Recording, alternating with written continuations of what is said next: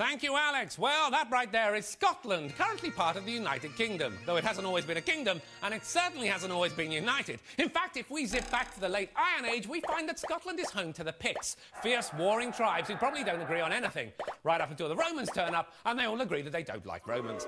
In fact, by the year 122 AD, Roman Emperor Hadrian is so sick of these troublesome tribes that he builds a giant wall right across the country, sealing in the Picts, who promptly return to fighting with each other. And that's the end of that.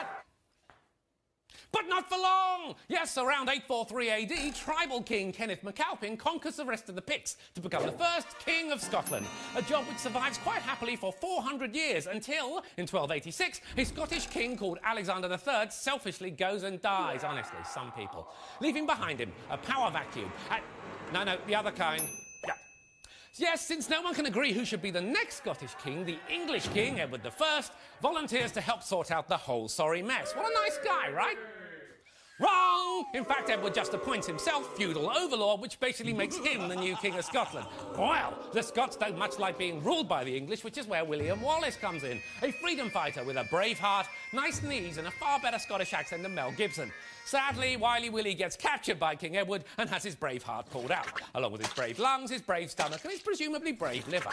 But the Scots fight back. The throne is reclaimed by Robert the Bruce, or Bruce the Robert, it's one or the other, and in 1314, Scotland wins back its freedom.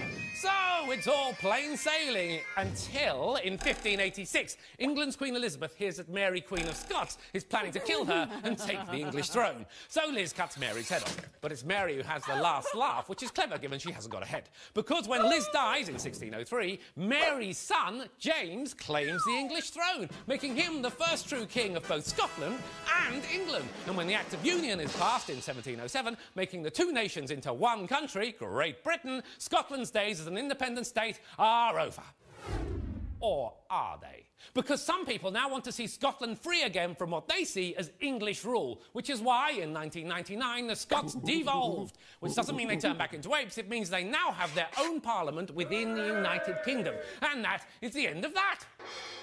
But not for long, because some Scots say this still isn't enough, which is where this man comes in. Yes, it's Alex Salmon who believes that Scotland should be completely independent from Great Britain, or at least semi-independent thanks to a plan called Devomax, which is like independence but only 1 calorie.